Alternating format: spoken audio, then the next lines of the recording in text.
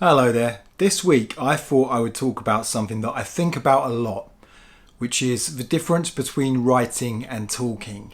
Now, before I get on with this, I just want to say that there's not going to be anything scientifically informed about this. So normally if I was going to write an essay, I probably would do a bit more research on the neuroscience particularly, and maybe some of the cultural designators as well about the differences between writing and talking. So how different cultures treat writing and talking, but also what's happening in the brain, the language centers of the brain and other things like that. Are different things happening there? I would normally be interested in that if this was a big dedicated take I was doing, but it's a busy week for me and I have a lot of essays to mark. And so I thought I would just talk about my experience of, as someone who has often for a living employed writing and talking within my arsenal, and how I've often thought about the difference between the two and sometimes would foolishly try and commit to one for ages. But it's very important for me to write and talk, and I've reached a point where there's a balance between the two, and both of them in their own way help me to develop my ideas and to develop projects and other things and creative impulses, and how they both work together. They both work in tandem, but at the same time they're very different. So that's what I would talk about. So I wanted to talk about the first thing when I really noticed the difference between the two was when I started lecturing. And part of the reason why is that one of my colleagues at the university was a really good writer in the sense that her lectures were very concise and they really broke down the things that the students needed to understand into these wonderful, as I said, concise, bite-sized chunks that then built the argument up. In many ways, she was like Alexander Pope. Alexander Pope used the rhyming couplet often within his verse essays, and the rhyming couplet was intentional because the couplet was something that was made of two parts. It would open up and then close with the second rhyming line. But the whole essay would be about building an argument piece by piece. And I found that's what her lectures were like. But I don't write like that. I think my writing can be just a bit more discursive, let's just say. And so I started off by following from her example and writing my own lectures. And I should have really realised then that was, even though I enjoy writing and I do enjoy writing critical prose, I post an essay every week in my button down, which you can subscribe to if you want a free essay in your inbox. It's normally me talking about the same thing that I talk about in these videos. But still, I would write the equivalent of an essay, like a 4,000 to 6,000 word essay, and every week.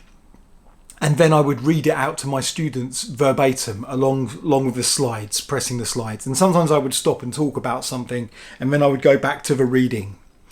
And there was a point when I just realised, I think it might have been me just reading out the same prose after about 3 years.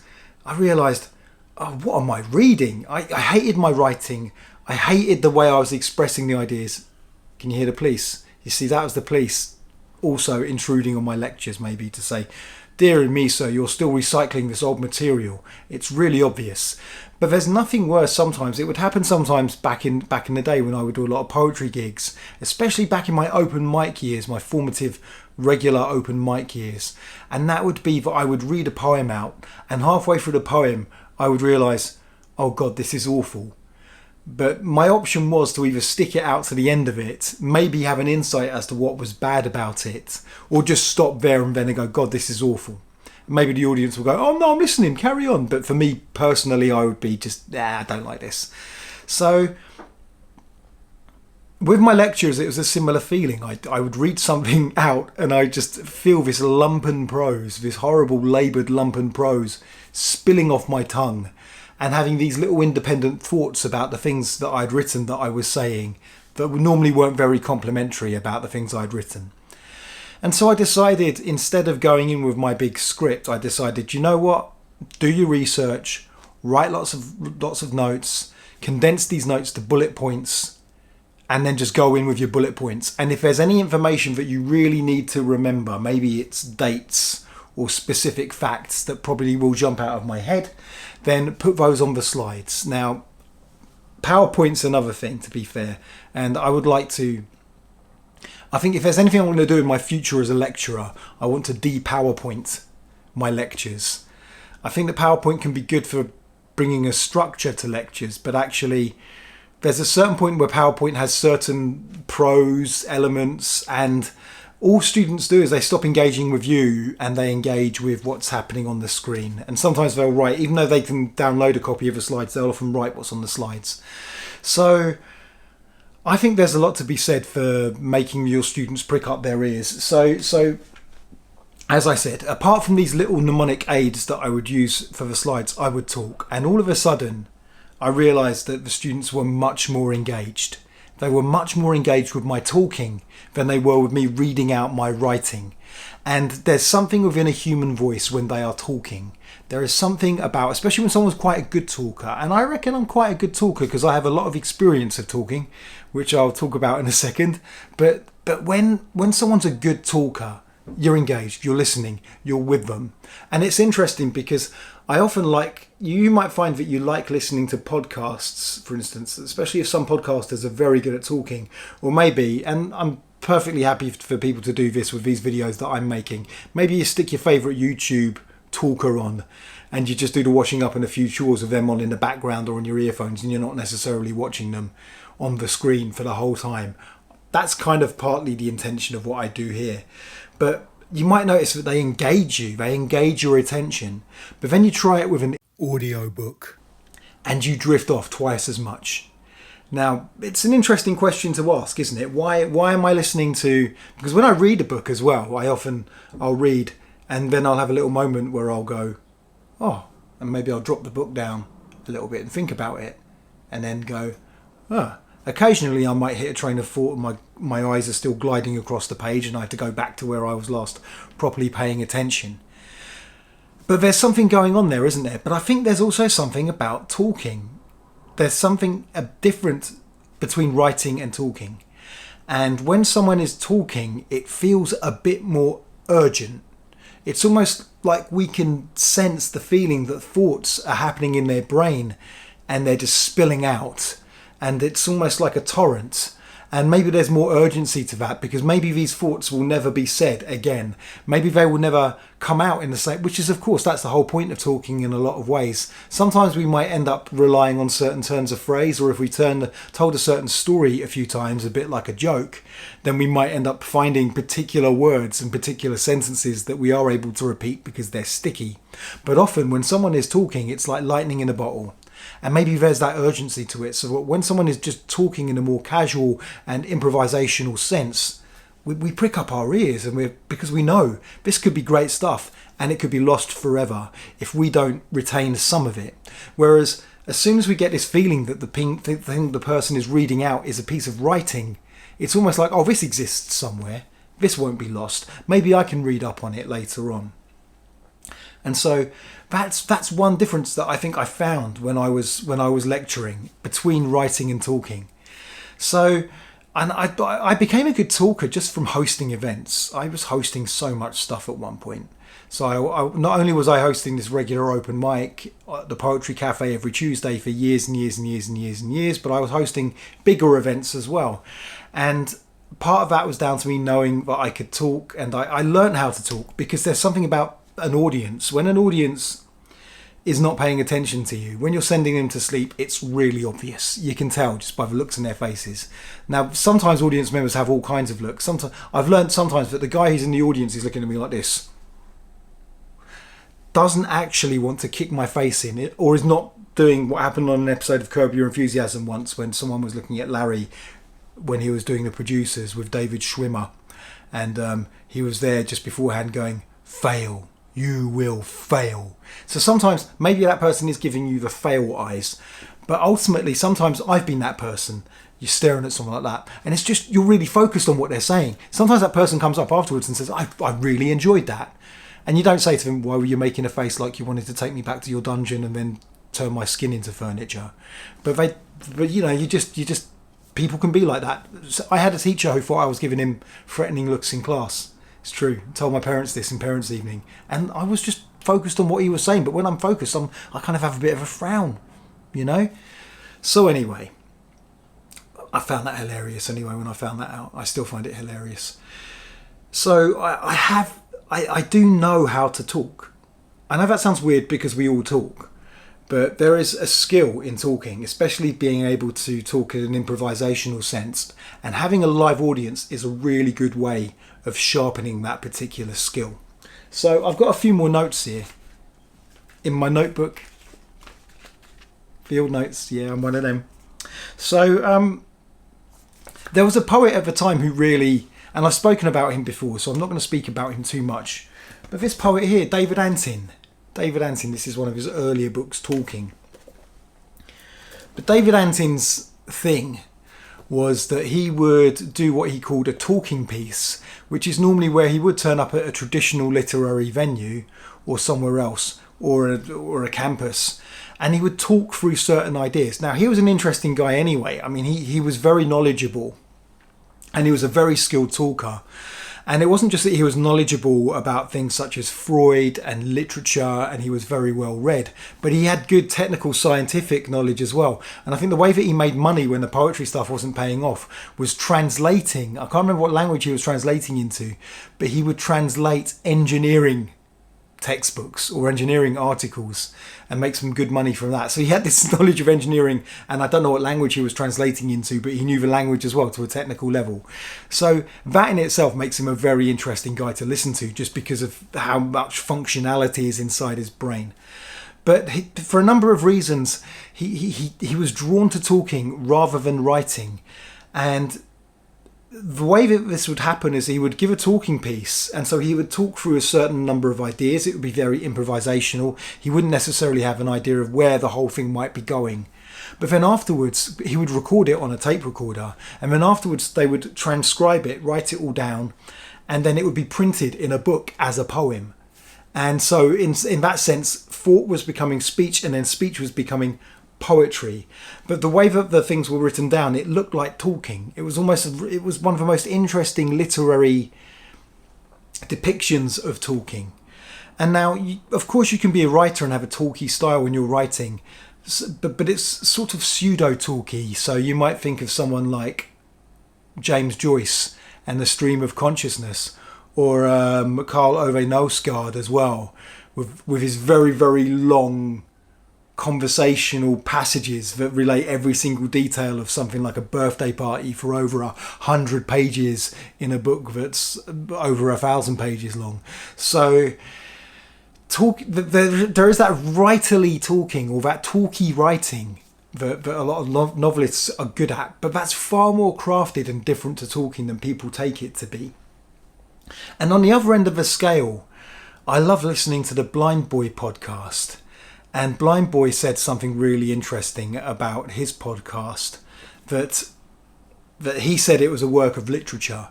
And even though he does a lot of research for his hot takes, he feels almost it is one book. You know, maybe something like Proust.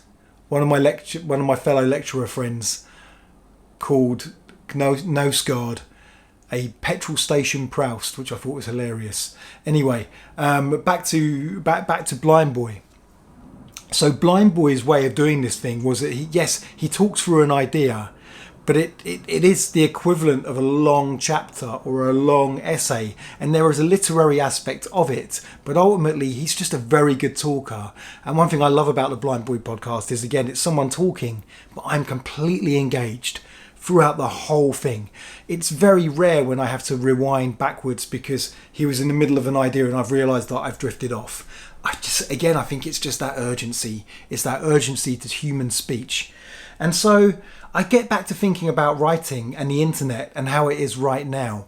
And I'm reminded again of something said by another really interesting guy, Douglas Rushkoff. And Douglas Rushkoff, who's written some fantastic books such as Program or Be Programmed and Life Incorporated. But during his podcast, Team Human, and I think there's a book called Team Human as well, but his Team Human podcast, he makes some really interesting points about how the internet has changed, and particularly about how the internet was once a textual media. So before Web 2.0, social media, but obviously video and audio and other stuff like that, it was something that we read, and it's something that we wrote on.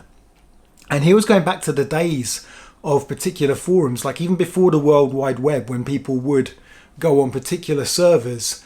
I don't know how it worked. Again, I can't remember the name of it, but people would often debate, they would write letters, and sometimes these replies there would be hours sometimes between replies. And then something changed with Web 2.0. So I remember this as well, like internet forums, and how often I spent many years just arguing with people on internet forums when internet forums were a big thing. But some of my best writing was done in these forums, in the sense of it was argumentative, but it was very much, we were writing these little micro essays in response to each other. And we looked down on text speak as well. People who use text speak. If you were a kind of forum user, you would look down on text speaking people. And then Web 2.0 happened, and it wasn't just audio and video. I think that was a part of it. But there was something about Web 2.0, such as the notifications you would get when someone replied to a post you made, or whether someone liked a reply you made to a post or something like that. But it was suddenly a lot quicker. It suddenly felt, especially with Twitter, you would have to say something a lot quicker. And this, in the end, I think has transformed into just speech and so on. It's just, ultimately, once the media got faster, writing couldn't keep up. And I think writing is still important, even though there are several attempts to wipe out writing. Perhaps one of the worst or most egregious attempts is happening with Google at the moment, where they're going for the 0% click Google search, in the sense that the thing that you're looking for, the AI involved, like Gemini or something like that, will summarize the information that you're looking for, or the article you're about to read, to the degree that you don't even have to click. You've got everything you needed from that particular search. I can go on about how sinister this is. In some ways it's great, because it's great for anyone who's had to look for a particular point. Maybe like last night there was a boxing fight and I wanted to see who was on the undercard, and I had to click on a bloody article and scroll through all these images and everything else and all these adverts till I finally got to the undercard, and it just felt like a big waste of my time. Whereas a good piece of writing is not a waste of my time. A good piece of writing is something that slows down time for me. It helps me get my time back by applying my attention in a different way. So anyway, there is an attempt to kill writing, I would say, and I don't think it will work. I think people still love reading, but at the same time, because of how the internet is, talking, I think, has become the dominant means of communication, and writing has had to take a back seat. So what are my final thoughts? Because I didn't want this to be very long. So what are my final thoughts about talking and writing, and how do I use them now in my own career, and my own day-to-day life? Well, firstly, actually, I've become a lot more organised recently, and I'll probably talk about this at another time. But I flashed my notebook. But I've been using Obsidian a lot more recently, which is the note software where you're able to link notes almost like you link neurons in the brain, making connections, and it's very much an external brain. So right now, the thing I just catch notes in, rather than being an online app, it's my notebook. I normally have a pencil, but my mechanical pencil has run out of lead and I don't know where to run and get some more on a Sunday. But so there's my notebook, and that's just where everything in my brain spills out. It almost is that talky writing, and then I systematize everything within Obsidian. I organize my thoughts in Obsidian, and it's been very good for me. As someone with a not very good attention span, as someone who procrastinates a lot and finds it very hard to focus sometimes, this particular system is working really well for me. And I know that's famous last words, because these systems often work until the moment they break down, and then you have to find a new one. So, but what is talking and writing to me right now? Well, I'm giving my talks right now every week on my YouTube channel, and then at the same time I'm writing essays, and I think they work hand in hand. Why? What I like about the talking is that ideas just spring out. I can't censor myself that much, and so it feels more like my mental life, my inner mental life, because I'm a verbal thinker. Sometimes I think in images. I don't often think in music. Music's more the... Oh, by the way, here's a hot take. Do you get earworms? I mean, Eurovision was last week, so I had a lot of earworms, but I've often thought, I had this theory that earworms are actually the cool waiting music of your self-critical voice.